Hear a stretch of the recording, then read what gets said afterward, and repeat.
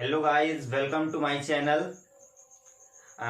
जैसा कि आप लोग पहले लेक्चरों में पढ़ चुके हैं कि कोशिका क्या है और कोशिका के प्रकार को पढ़ चुके हैं। प्रोकैरियोटिक सेल्स और यूकैरियोटिक सेल्स के बारे में हमने इसके पहले लेक्चर में अध्ययन किया है। तो जैसा कि आप लोग जान ही गए हैं कि कोशिका जो होती है वह जीवन की संरचनात्मक और क्रियात्मक इकाई है और यह जीवों की सबसे छोटी इकाई है। तो कोशिका को हम कोशिकीय संगठन के आधार पर दो भागों में विभक्त किए हैं। पहला है प्रोकैरियोटिक सेल्स और दूसरा है यूकैरियोटिक सेल्स। प्रोकैरियोटिक सेल्स में आ जाता है अपना बैक्टीरिया, माइकोप्लाज्मा और ब्लू ग्रीन एल्गी, और यूकैरियोटिक सेल्स में आ जाता है प्लांट, एनिमल एंड फंजाई। तो आज हम प्लांट सेल्स और एनिमल सेल्स के बारे में अध्ययन करेंगे। प्लांट सेल्स क्या है और एनिमल सेल्स क्या है। प्लांट सेल्स की बात करते हैं। सबसे पहले प्लांट सेल्स यानी पादप कोशिका।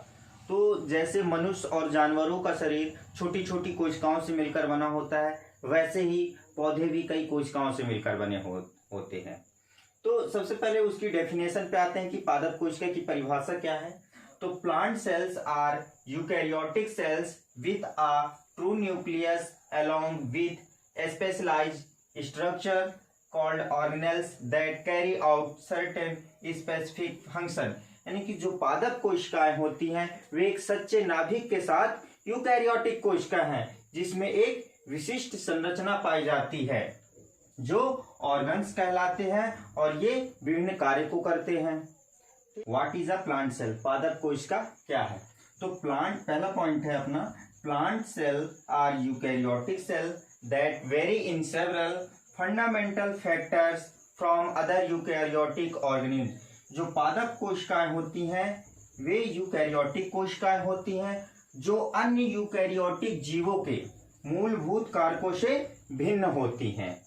ठीक, फिर दूसरा पॉइंट है both plant and animal cells contain nucleus along with similar organelles. यानी कि जो पादप कोशिका और जंतु कोशिका है दोनों में समान जीवों के साथ साथ नाभिक भी पाया जाता है। फिर अगला पॉइंट क्या है, but in the plant cell a cell wall is found outside the cell membrane. यानी कि लेकिन पादप कोशिका में कोशिका झिल्ली के बाहर एक कोशिका भित्ति पाई जाती। यह एक स्पेसिफिक डिफरेंस है एनिमल सेल्स और प्लांट सेल्स में कहें तो, कि प्लांट सेल्स में जो कोशिका भित्ति पाई जाती है और एनिमल सेल्स में कोशिका भित्ति नहीं पाई जाती है।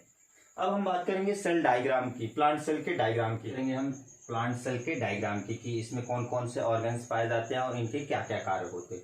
तो सबसे पहले सेल वॉल, जो प्लांट सेल्स की सबसे मोस्ट और इम्पॉर्टेंट। तो सेल वॉल जो होती है ये आउटर लेयर होती है और कठोर होती है।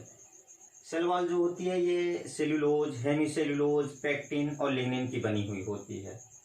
और ये सेल वॉल क्या कार्य करती है, यह कोशिका को स्ट्रक्चर प्रोवाइड करती है और प्रोटेक्ट यानी उसको सुरक्षित और एक संरचना प्रदान करती है। फिर बात करेंगे सेल मेम्ब्रेन।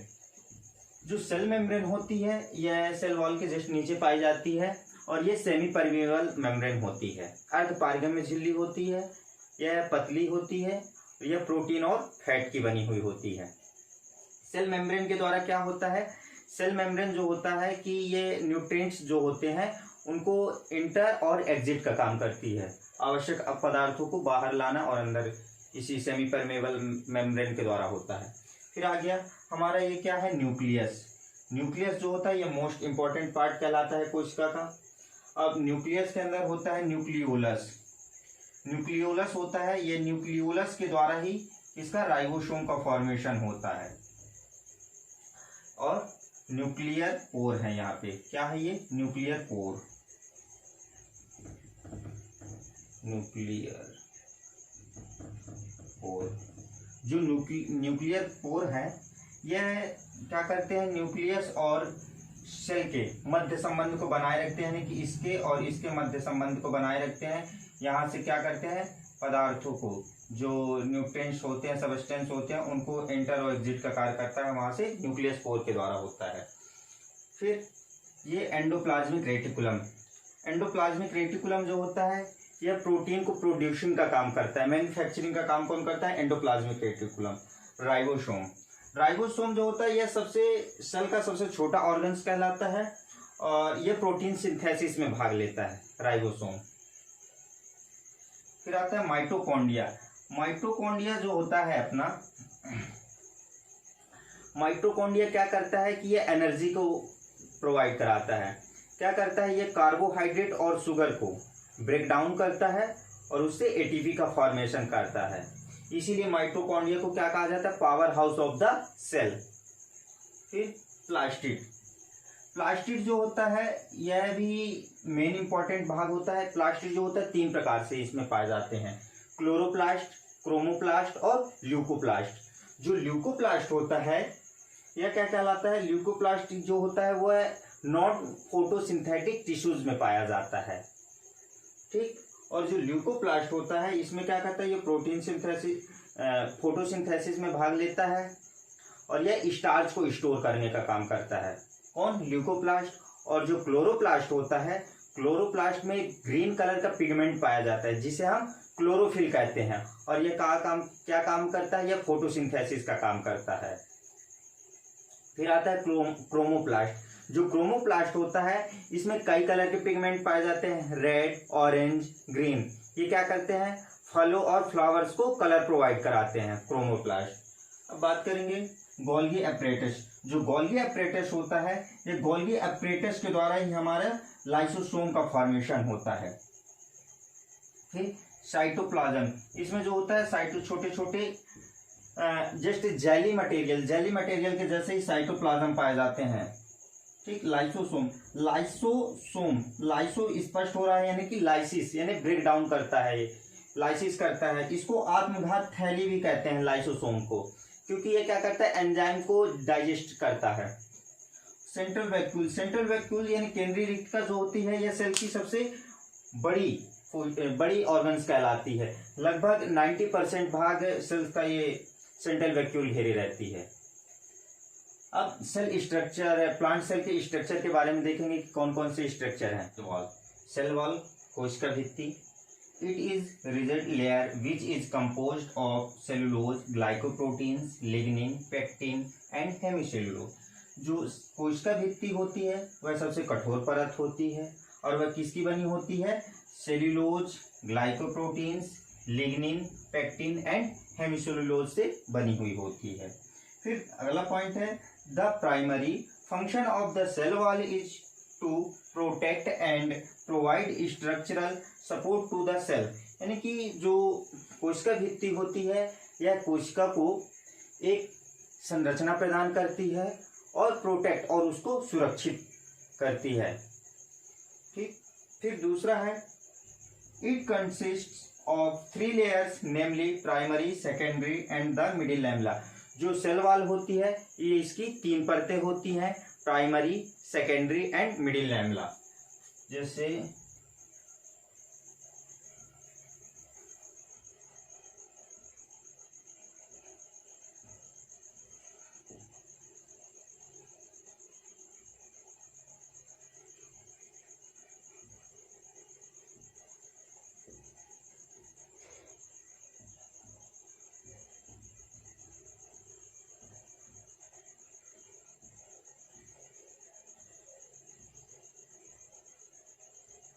जी, तो ये हो गई हमारी प्राइमरी, ये हो गई मिडिल लैमेला और ये हो गई हमारी सेकेंडरी। और किसी किसी सेल में टर्सरी सेल्स भी पाई जाती है, ठीक।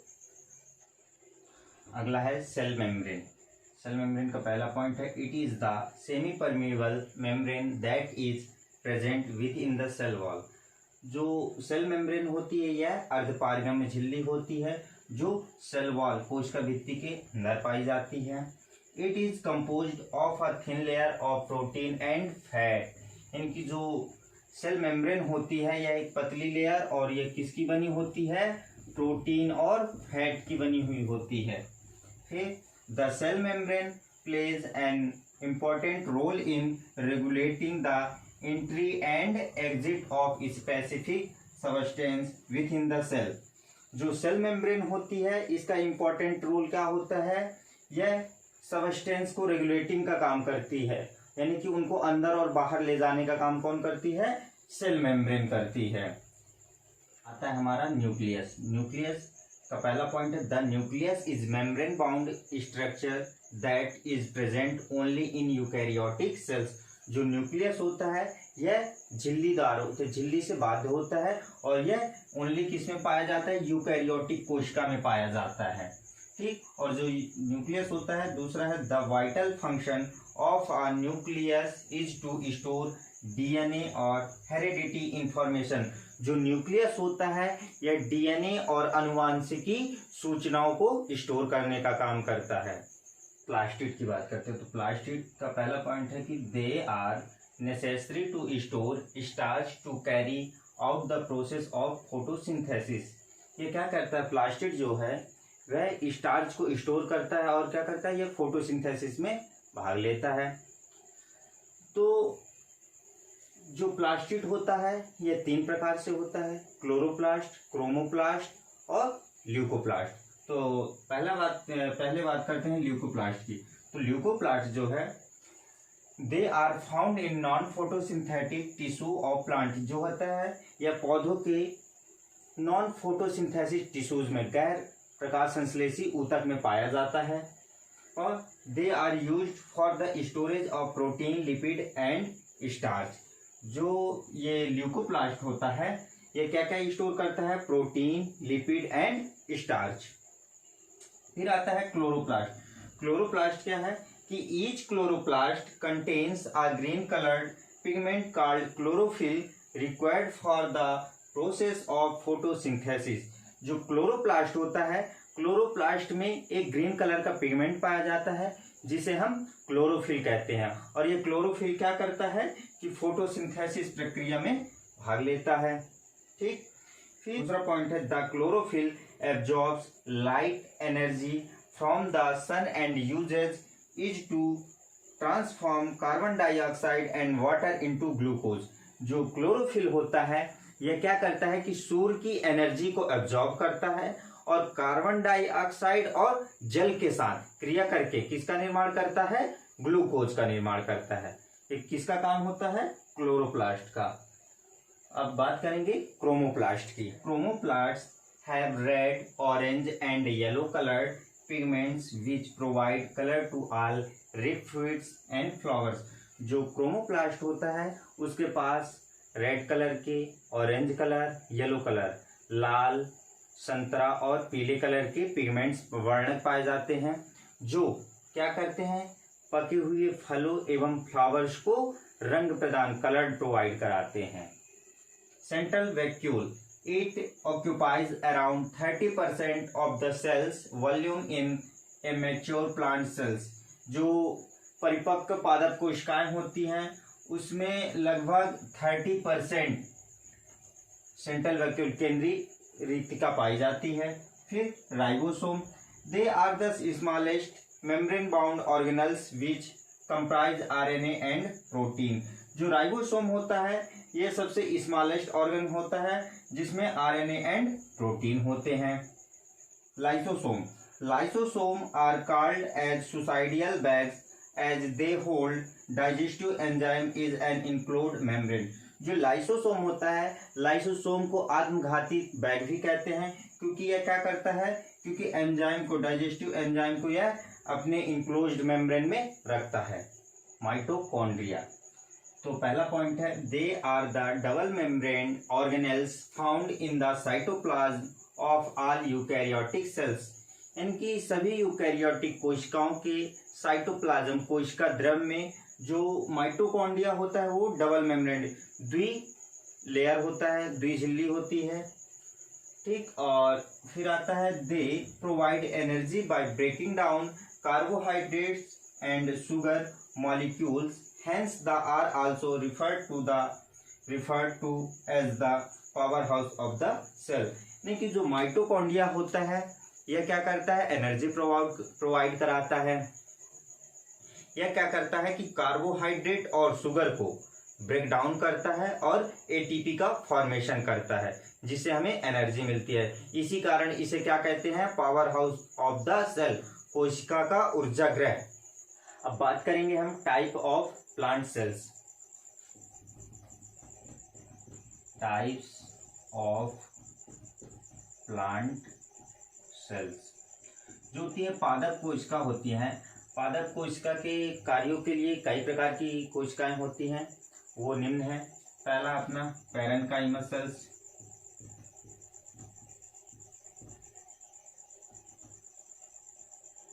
पैरेन्काइमस सेल्स जो होती हैं यह लिविंग सेल्स की बनी हुई होती हैं और इसमें क्या होता है, क्लोरोफिल पाया जाता है। तो क्लोरोफिल पाए जाने के कारण ये क्या करता है, फोटोसिंथेसिस की क्रिया करता है और भोजन का निर्माण करता है। यह जल संचय का भी कार्य करता है। यह प्रोटीन फैट का भी स्टोर करने का काम कौन करता है, पैरेन्काइमस सेल्स। दूसरी आती है अपनी कोलेनकाइमा।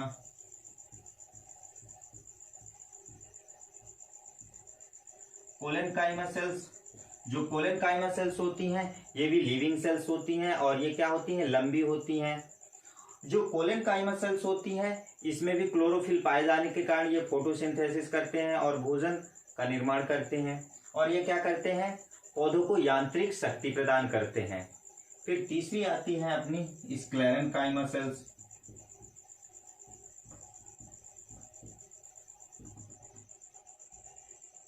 स्क्लेरेन्काइमा सेल्स, जो ये स्क्लेरेन्काइमा सेल्स होती है यह डेड सेल्स की बनी होती है और ये क्या करती हैं कि पौधों को मजबूती प्रदान करती हैं और ये यांत्रिक शक्ति भी प्रदान करते हैं ताकि पौधों में जो खिंचाव होता है, तनाव होता है, वो सहन कर सके। और ये क्या करते हैं, स्क्लेरेन्काइमा सेल्स क्या करती हैं, वाष्पोत्सर्जन की दर को कम करते हैं। गाइस अब बात करेंगे हम एनिमल सेल्स की। जैसे पादप कोशिका छोटी छोटी कोशिकाओं से मिलकर बने होते हैं पेड़ पौधे, वैसे ही हमारे मनुष्य और जानवर वे भी छोटी छोटी कोशिकाओं से मिलकर बने हुए होते हैं। तो डेफिनेशन में बात करते हैं तो an animal cell is a type of eukaryotic cell that lacks a cell wall and has a true membrane bound nucleus along with other cellular organelles. यानी कि an animal cell is a type of eukaryotic cells. जो जंतु कोशिकाएं होती हैं वे eukaryotic कोशिका का एक प्रकार है, लेकिन उसमें क्या होता है कि कोशिका भित्ति का अभाव होता है। जो क्या होते हैं, सेलुलर ऑर्गेनेल्स कोशिकीय जीवों के साथ साथ उसमें ट्रू मेम्ब्रेन बाउंड न्यूक्लियस यानी कि एक सच्चा झिल्लीदार नाभिक पाया जाता है। अब what is a animal cells की जंतु कोशिका क्या है, तो पहला पॉइंट है कि animal cell range in size from a few millimetres to microscopic microns. यानी कि जो जंतु कोशिकाएं होती हैं वह कुछ मिलीमीटर से लेकर यह कुछ सूक्ष्म माइक्रोन तक होती हैं। ठीक, अगला पॉइंट है the largest known animal cell is the ostrich egg which can stretch over 5.1 inch across and weight about 1.4 kilogram. हमने पहले भी जब सेल का चैप्टर पढ़ रहे थे तो उसमें हमने जिक्र किया था कि सबसे बड़ी सेल्स जो होती है वह है शुतुरमुर्ग का एग, ऑस्ट्रिच। तो वही बताया गया है कि जो सबसे बड़ी सेल्स होती है जंतु कोशिका में वह ऑस्ट्रिच एग है, शुतुरमुर्ग का अंडा, जिसकी लेंथ होती है 5.1 इंच और वेट होता है 1.4 किलोग्राम। अब अगला है पॉइंट कि the shape of animal cells also varies with some being flat other oval अथवा और रोड शेप। जो एनिमल सेल्स होती हैं वह विभिन्न आकार की होती हैं, कई प्रकार से पाई जाती हैं। तो कुछ फ्लैट होती हैं, कुछ ओव्यूल अंडाकार होती हैं, तो कुछ रॉड शेप्ड में होती हैं। तो एनिमल सेल का हम डायग्राम देखेंगे कि एनिमल सेल्स में कौन कौन से ऑर्गन्स पाए जाते हैं, उनके क्या क्या कार्य हैं। तो सबसे पहले सेल मेम्ब्रेन। सेल मेम्ब्रेन को हम प्लाज्मा मेम्ब्रेन के भी नाम से जानते हैं और सेल मेम्ब्रेन को हम बायो मेम्ब्रेन्स के भी नाम से जानते हैं। जो सेल मेम्ब्रेन होती है यह सेमी परमेबल मेम्ब्रेन होती है और यह जो होती है प्रोटीन और फैट की बनी हुई होती है। इसका काम क्या होता है, जो न्यूट्रिएंट्स होते हैं उनको इंटर और एग्जिट करने का, परिवहन करने का काम करती है सेल मेम्ब्रेन। फिर आ गया सेंट्रोसोम। सेंट्रोसोम जो होता है वह न्यूक्लियस के काफी करीब पाया जाता है, न्यूक्लियस के पास स्थित होता है और यह वहां उत्पन्न होता है जहां पे माइक्रोट्यूब्यूल्स होते हैं। ठीक, ये है हमारे माइक्रोट्यूब्यूल्स। फिर आ गया न्यूक्लियस। यह न्यूक्लियस होता है। न्यूक्लियस जो होता है वह डबल मेम्ब्रेन होता है, और न्यूक्लियस को हम परमाणु लिफाफा के नाम से भी जानते हैं। ठीक, फिर आ गया क्रोमेटिन। क्रोमेटिन जो होता है वह किसका बना होता है? डीएनए और प्रोटीन, जो इसका एनिमल सेल्स का जेनेटिक मटेरियल होता है, कौन होता है? डीएनए और प्रोटीन से मिलकर हमारा क्या बनता है? क्रोमेटिन। फिर न्यूक्लियोलस। न्यूक्लियोलस जो होता है, न्यूक्लियोलस के माध्यम से हमारे राइबोसोम का फॉर्मेशन होता है। न्यूक्लियोपोर, जो हमारा न्यूक्लियोपोर होता है, ये क्या करता है? ये मेम्ब्रेन के छोटे छोटे छिद्रों के रूप में पाया जाता है मेम्ब्रेन के ऊपर, और ये क्या करता है? न्यूक्लिक एसिड और प्रोटीन को पास आउट करने का काम कौन करता है? न्यूक्लियोपोर। यहाँ पे है रफ एंडोप्लाज्मिक रेटिकुलम और यहाँ पे है स्मूथ एंडोप्लाज्मिक रेटिकुलम। जो रफ है यानी कि उस पे जो ये कण पाए जाते हैं, राइबोसोम के छोटे छोटे कण पाए जाते हैं, इसलिए इसको रफ एंडोप्लाज्मिक रेटिकुलम कहते हैं। और इसमें कोई भी कण नहीं पाए जाती, ये स्मूथ होता है, इसलिए हम इसको स्मूथ एंडोप्लाज्मिक रेटिकुलम कहते हैं। जो रफ एंडोप्लाज्मिक रेटिकुलम होता है, यह क्या करता है? प्रोटीन को प्रोड्यूसिंग का काम करता है और मैन्युफैक्चरिंग का काम करता है। फिर आ जाते हैं पराक्सीसोम। जो पराक्सीसोम होता है यह फोटो रेस्पायरेशन में काम आता है, भाग लेता है। फिर राइबोसोम। राइबोसोम होता है यह सेल्स का सबसे छोटा ऑर्गन्स होता है और यह प्रोटीन सिंथेसिस में भाग लेता है। फिर गोल्गी एपरेटस। जो गोल्गी एपरेटस होता है यह इसी के द्वारा हमारे लाइसोसोम का फॉर्मेशन होता है, गोल्गी एपरेटस के द्वारा। फिर लाइसोसोम। लाइसोसोम जो होता है इसको आत्मघात थैली भी कहते हैं, क्योंकि यह अपशिष्ट पदार्थों और एंजाइम को डाइजेस्ट करने का काम करता है। साइटोप्लाज्म। पूरे सेल के अंदर क्या होता है? सेल के अंदर क्या होता है? साइटोप्लाज्म होता है, जिसमें क्या होते हैं? सभी जो ऑर्गन्स है ये व्यवस्थित होते हैं। फिर हमारा है एक माइटोकॉन्ड्रिया।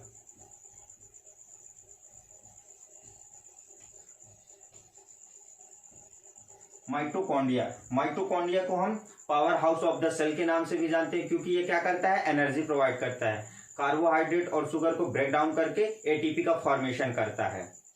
ये हुआ एनिमल सेल्स का डायग्राम। अब हम पढ़ेंगे एनिमल सेल का स्ट्रक्चर, यानी कि उनमें कौन कौन से ऑर्गन्स पाए जाते हैं और उनके क्या क्या कार्य होते हैं। अब बात करेंगे हम एनिमल सेल स्ट्रक्चर की। तो एनिमल सेल स्ट्रक्चर में जो एनिमल सेल्स होती हैं वो मोस्टली प्लांट सेल से छोटी होती हैं और इरेगुलर शेप की होती हैं, अनियमित आकार की होती हैं, क्योंकि इनमें सेल वॉल अनुपस्थित होता है। तो इनके ऑर्गन्स के बारे में जान लेते हैं। तो सबसे पहला है सेल मेम्ब्रेन। तो सेल मेम्ब्रेन में thin semipermeable membrane layer of protein and fat surrounding the cell. जो सेल मेम्ब्रेन होती है यह सेमी परमेबल मेम्ब्रेन होती है, अर्धपारगम्य झिल्ली होती है, और यह सेल के चारों तरफ पाई जाती है, जो प्रोटीन और फैट की बनी हुई होती है। फिर दूसरा पॉइंट क्या कहता है अपना कि its primary role is to protect the cell from its surrounding. Also it controls the entry and exit of nutrients and other microscopic entities into the cell। जो सेल मेम्ब्रेन है इसका प्राथमिक कार्य क्या है? कि सेल को प्रोटेक्ट करना, उसकी रक्षा करना, चारों ओर से उसकी रक्षा करने का कार्य कौन करता है? Cell membrane. और क्या करता है कि माइक्रोस्कोपिक अन्य सूक्ष्म जैविक और न्यूट्रिएंट्स जो होते हैं उनके एंट्री और एग्जिट यानी कि प्रवेश और निकास को नियंत्रित करता है। अगला ऑर्गन आता है हमारा न्यूक्लियर मेम्ब्रेन। तो it is double membrane structure that surrounds the nucleus. जो न्यूक्लियर मेम्ब्रेन होती है यह द्विस्तरीय होती है और न्यूक्लियस के चारों तरफ पाई जाती है। ठीक, फिर it is also referred to as the nuclear envelope, यानी कि जो न्यूक्लियर मेम्ब्रेन होती है इसको हम किस नाम से भी जानते हैं? न्यूक्लियर इन्वलप, परमाणु लिफाफा। तो न्यूक्लियर मेम्ब्रेन को हम और परमाणु लिफाफा भी कहते हैं। अगला आता है हमारा न्यूक्लियस। तो इसमें है it is an organelle that contains several other sub organelles such as nucleolus, nucleosomes and chromatin. यानी कि जो न्यूक्लियस होता है यह एक ऐसा अंग है जिसमें न्यूक्लियोलस, न्यूक्लियोसोम एंड क्रोमेटिन जैसे सब ऑर्गेनल्स पाए जाते हैं। और it is also contains DNA and genetic material. जो न्यूक्लियस होता है, न्यूक्लियस में डीएनए और जेनेटिक मटेरियल यानी कि डीएनए और आनुवांशिकी सूचनाएं भी पाई जाती हैं। अगला ऑर्गन है हमारा centrosome. It is a small organelle found near to the nucleus which has a thick centre with radiating tubules.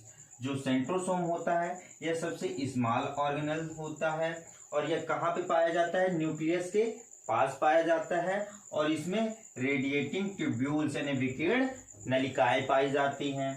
फिर अगला पॉइंट है the centrosomes are where microtubules are produce. यानी कि सेंट्रोसोम वहां होते हैं जहां पे माइक्रोट्यूब्यूल्स उत्पन्न होते हैं। ठीक, अगला ऑर्गन आता है हमारा लाइसोसोम। तो they are round organelle surrounded by a membrane comprising of digestive enzymes which help in digestion, excretion and in the cell renewal process। जो लाइसोसोम होता है यह एक छोटा गोल होता है जो झिल्ली ऑर्गेनल्स जो organelle surrounded by a membrane. जो हमारा ये लाइसोसोम होता है एक छोटा गोल होता है जो झिल्ली से घिरा हुआ होता है जिसमें डाइजेस्टिव एंजाइम पाचन एंजाइम पाए जाते हैं। Which help in digestion, excretion and in the cell renewal process. जो डाइजेशन, पाचन, एक्सक्रेशन, उत्सर्जन एवं रिन्यूअल यानी नवीनीकरण की प्रक्रिया में हेल्प करते हैं। फिर आता है दूसरा ऑर्गन हमारा साइटोप्लाज्म। जो साइटोप्लाज्म है a jelly like material which contains all the cell organelles enclose which in the cell membrane. जो साइटोप्लाज्म होता है यह जेली लाइक मटेरियल होता है जो सेल मेम्ब्रेन के अंदर पाया जाता है जिसमें सभी हमारे ऑर्गन्स उपस्थित होते हैं। अगला ऑर्गन आता है हमारा Golgi apparatus. A fat smooth layered sac like organelle which is located near the nucleus and involved in manufacturing, storing, packing and transporting the particles throughout the cell। जो गोल्गी एपरेटस होता है यह एक fat smooth पतली layered पतली झिल्ली sac like थैली जैसे संरचनाएं होती हैं जो कहाँ स्थित होता है? नियर द न्यूक्लियस, जो न्यूक्लियस के पास स्थित होता है। और यह क्या करता है कि and involve in manufacturing, storing, packing and transporting the particles throughout the cell. यानी कि यह पूरे सेल में मैन्युफैक्चरिंग यानी कि उसको निर्माण की, स्टोरिंग भंडारण यानी स्टोर करना, पैकिंग करना एंड ट्रांसपोर्टिंग परिवहन करने का कार्य कौन करता है? गोल्गी एपरेटस करता है। फिर आता है अगला ऑर्गन हमारा राइबोसोम। तो they are small organelle made up of RNA rich cytoplasmic granules and they are the sites of protein synthesis. जो राइबोसोम होता है एक छोटा ऑर्गन होता है जो RNA बद्ध साइटोप्लाज्मिक ग्रेन्यूल से बना हुआ होता है और यह प्रोटीन सिंथेसिस में भाग लेता है। अगला ऑर्गन आता है हमारा माइटोकॉन्ड्रिया। दे आर स्फेरल और rod shaped organelles with a double membrane. जो माइटोकॉन्ड्रिया होता है यह डबल मेम्ब्रेन द्विस्तरीय झिल्ली का बना हुआ होता है और कैसा होता है? गोल अथवा रॉड शेप्ड में होता है। अगला पॉइंट क्या है कि they are the power house of a cell as they play on important role in releasing energy. जो माइटोकॉन्ड्रिया होता है, माइटोकॉन्ड्रिया को हम power house of a cell कहते हैं क्योंकि यह क्या करता है? एनर्जी को रिलीज करता है, एनर्जी को जारी करता है, इसलिए हम इसको माइटोकॉन्ड्रिया को power house of a cell कहते हैं। फिर अगला आता है ऑर्गन हमारा endoplasmic reticulum. This cellular organelle is composed of a thin winding network of membranous sac originating from the nucleus जो हमारा एंडोप्लाज्मिक रेटिकुलम होता है, यह एक कोशिकीय जीव जो मेम्ब्रेन से बना हुआ आता है, मेम्ब्रेन के घुमावदार नेटवर्क से बना हुआ होता है। और यह कहाँ से निकलता है? नाभिक से निकलता है, नाभिक से उत्पन्न होता है। ठीक। टाइप्स ऑफ एनिमल सेल्स यानी कि जंतु कोशिका के प्रकार क्या है कि जंतु कोशिका में अब एक कोशिका जो है वह सभी कार्य तो नहीं कर सकेगी, इसलिए कई प्रकार की कोशिकाएं होती हैं कार्य करने के लिए। विभिन्न प्रकार के कार्यों को करने के लिए कई प्रकार की कोशिकाएं होती हैं। तो सबसे पहले है स्किन सेल्स। तो स्किन सेल्स पे आ जाता है melanocytes, keratinocytes, Merkel cells and Langerhans cells. फिर मसल सेल्स पे आ जाती हैं myocyte, myosatellite cells, tendon cells, cardiac muscle cells. फिर ब्लड सेल्स पे आ जाता है अपना ल्यूकोसाइट्स, इरिथ्रोसाइट और प्लेटलेट सेल। नर्व सेल्स पे आ जाती हैं स्वान सेल्स और ग्लायल सेल्स। फैट सेल्स पे आ जाता है अपना एडिपोसाइट सेल्स। गाइस, अभी तक हम लोगों ने एनिमल सेल्स और प्लांट सेल्स पढ़ा है, तो उनके ऑर्गन्स के बारे में हम देख लेते हैं। क्या है, अभी हम लोग प्लांट सेल्स और एनिमल सेल्स में डिफरेंस पढ़ेंगे। तो डिफरेंस पढ़ने से पहले हम लोग जान लेते हैं कि कौन कौन से ऑर्गन्स किस सेल में पाए जाते हैं, तो इससे हमारा और डिफरेंस क्लियर हो जाएगा। तो ये हो गया हमारा क्या, प्लांट सेल, और ये हो गया हमारा क्या, एनिमल सेल।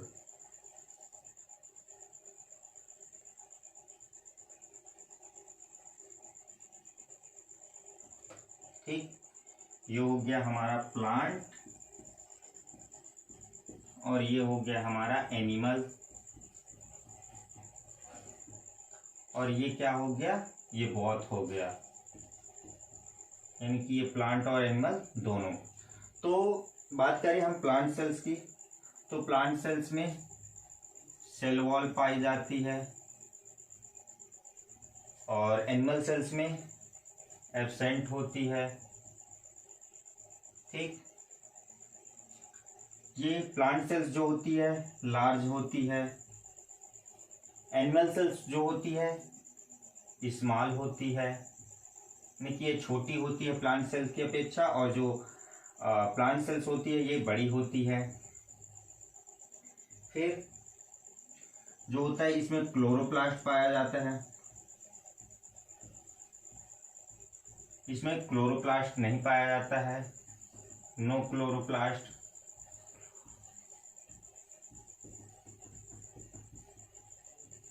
इसमें फ्लैजिला जो होता है किसमें पाया जाता है, ओनली गैमेट्स में पाया जाता है, और इसमें सभी में फ्लैजिला पाया जाता है। ठीक, अब बात करें, ये हो गया प्लांट सेल्स में जो ऑर्गन्स पाए जाते हैं, और जो ऑर्गन्स एनिमल सेल्स में केवल सेपरेट सेपरेट। अब दोनों में क्या क्या पाए जाते हैं, तो सबसे पहला आ गया अपना mitochondria,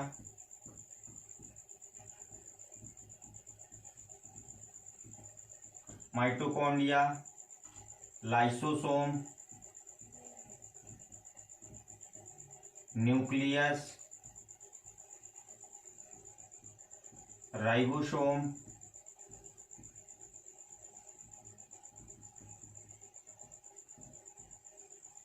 rough and smooth endoplasmic reticulum,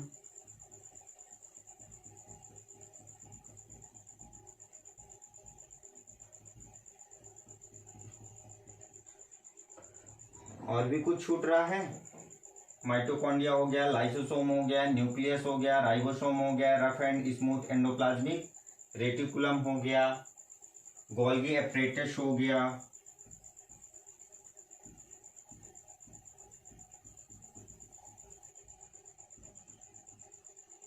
यानी कि क्या है, जो ये ऑर्गन्स है ये प्लांट सेल्स और एनिमल सेल्स दोनों में पाए जाते हैं, और ये प्लांट सेल्स में केवल ये प्लांट सेल्स में पाए जाते हैं, और ये केवल एनिमल सेल्स में पाए जाते हैं। अब हम बात करेंगे कि प्लांट सेल्स और एनिमल सेल्स में डिफरेंस क्या क्या है। तो अब इनका अंतर पढ़ लेते हैं। अब बात करेंगे हम difference between animal and plant cells, पादप कोशिका और जंतु कोशिका के मध्य अंतर। तो सबसे पहला है सेल वॉल। सेल वॉल जो होती है एनिमल सेल्स में एब्सेंट होती है और प्लांट सेल्स में प्रेजेंट होती है, जो किसकी बनी होती है, सेलुलोज की बनी हुई होती है। फिर आता है दूसरा अपना शेप। जो एनिमल सेल्स है उसमें इरेगुलर शेप और राउंडेड होता है, यानी कि अनियमित आकार या कहीं कहीं गोलाकार की सेल्स पाई जाती हैं।